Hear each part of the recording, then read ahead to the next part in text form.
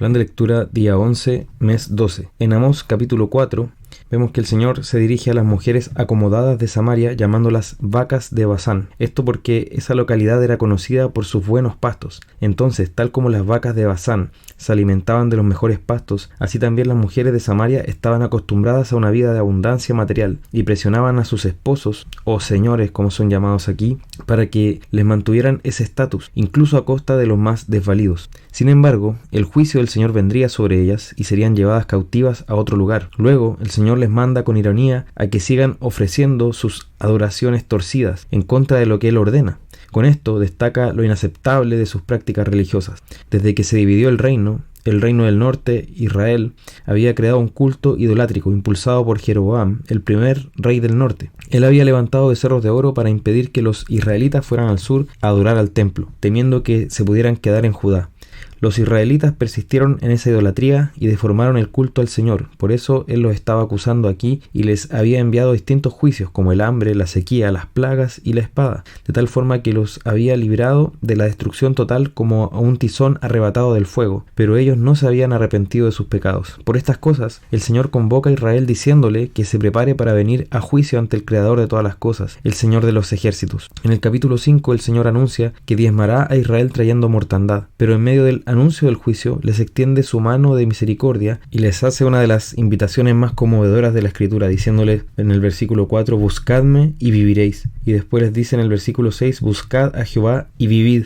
Lo llamaba así a volverse de corazón al Todopoderoso Creador, que hizo las constelaciones, el día y la noche, y eso se traducía en que debían enmendar su pecado buscando lo bueno y no lo malo, combatiendo la idolatría, la corrupción y la injusticia que se habían instalado en medio de ellos. Este pueblo parecía creer que Dios estaba con ellos, pero lo cierto es que Él aborrecía sus ofrendas, sus reuniones y sus alabanzas. Esa es la situación más trágica en la que podemos estar. Creer que estamos agradando a Dios cuando en realidad Él desprecia lo que hacemos. Es el autoengaño de la decadencia espiritual. Esto nos enseña que no basta reunirnos en el nombre de Dios. Debemos también, sobre todo, disponer nuestros corazones a Él en arrepentimiento y despojarnos de nuestros ídolos. Si abrigamos el pecado en nuestro corazón y abrazamos a nuestros ídolos, no podemos esperar que nuestras reuniones y nuestra adoración agraden al Dios que hizo todas las cosas. El capítulo 6 nos muestra a los nobles de Samaria que se habían acomodado en sus placeres materiales, que estaban llenos de lujos y prosperidad. Sin embargo, Dios estaba lejos de ellos y aborrecía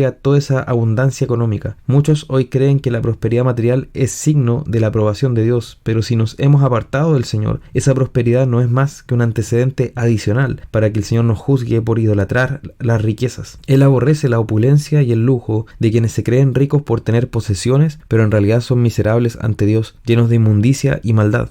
Una vez más, apreciamos la soberanía de Dios sobre las naciones, ya que Él las usa como instrumentos para su juicio. Sería el mismo Señor quien levantaría una nación para venir a juzgar a este pueblo, el cual sería mermado con mortandad y además sería exiliado.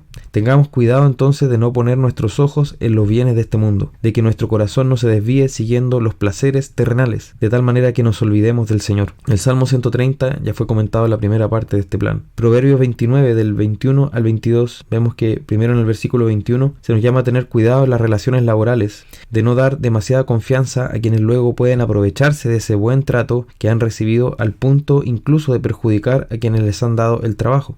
En el versículo 22 nos muestra que la ira y la furia dan lugar a conflictos y pecados. No solo debemos evitar a quienes se caracterizan por estos pecados, sino ante todo debemos cuidarnos de no ser nosotros mismos arrastrados por estos frutos de la carne. Por último, en Apocalipsis 2, desde el versículo 18, vemos que en esta sección el Señor se sigue dirigiendo a cada iglesia en particular, pero recordemos que lo hace con un mensaje que debe ser considerado con detención por todas las demás iglesias en todo tiempo y lugar, lo que nos incluye a nosotros. El Señor Jesús se presenta a cada iglesia con títulos que revelan claramente que Él es Dios y cabeza de la iglesia. Además, cada palabra es entregada en el Espíritu y tiene en cuenta las circunstancias particulares de cada iglesia, lo que nos enseña que el Señor está atento a nuestra vida y a todas las situaciones que nos rodean. Asimismo, el Señor conoce las obras de cada iglesia, y no solo eso, también sabe lo que está en nuestros corazones. A Tiatira, el Señor la describe como una congregación piadosa que destaca por su amor, fe, servicio y paciencia, y que va creciendo en sus obras de servicio al Señor. Sin embargo, toleraban allí a Jezabel, es decir, a una mujer o a un grupo de personas, no lo sabemos, que creían recibir revelación divina y que seducían a los hermanos para que participaran de la idolatría y de distintas inmundicias, tanto así que hacían recordar a esa Jezabel histórica que era la terrible mujer del rey Acab. El Señor juzgaría a estos falsos y a quienes los siguieran, y de ese juicio todas las iglesias podrían apreciar que Él escudriña la mente y el corazón y que paga a todos según sus obras. Que el Señor nos libre de ser puestos como escarmiento debido a nuestro pecado. Nuevamente vemos que cada iglesia es responsable de no tolerar en su seno la falsa doctrina ni la vida en pecado. La situación era tan desastrosa que el Señor solo pide a los suyos que estaban en esa congregación que retuvieran lo que tenían. Es como si hubiera una catástrofe y solo debían preocuparse de sobrevivir espiritualmente. Pero quienes perseveraran hasta el fin, el Señor les promete algo maravilloso. Ellos reinarían junto con Cristo, recibiendo la autoridad que el Salmo 2 entrega al Mesías, el Hijo de David. Por supuesto, esto no era solo cierto para los hermanos de Tiatira, sino para todos los creyentes en Cristo. La misericordia del Señor es tal que pasamos de ser pecadores, enemigos de Él en nuestra mente, a reinar con Cristo sobre las naciones por su pura gracia. Por último, a Sardis, vemos que a esta iglesia se le dice que se encontraba en la peor situación posible. Parecía estar viva, parecían ser salvos, pero estaban muertos. Era una iglesia en donde las personas se habían apartado del Dios vivo. Eran como una simple cáscara sin nada dentro. Ya no quedaba nada de vida ahí en esa iglesia.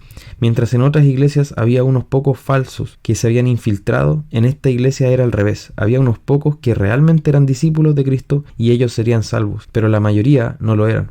El Señor llama fuertemente entonces a esta iglesia que se arrepienta, a que retenga lo que oyó al principio y entonces se vuelva al Señor. En periodos de severa decadencia espiritual, lo único que queda es aferrarse a la enseñanza del Evangelio que alguna vez fue escuchada y clamar al Señor en arrepentimiento. Si ellos no se volvían al Señor, el juicio caería de repente sobre ellos y ya sería tarde. Para quienes creen, queda el gran consuelo de ser vestidos con la justicia de Cristo. Él mismo mencionará nuestros nombres delante del Padre e intercederá por nosotros. Afirmemos nuestros corazones delante de Dios y encomendemos a Él toda nuestra vida, para que no solo tengamos nombre de que vivimos, sino que realmente estemos vivos delante de Él.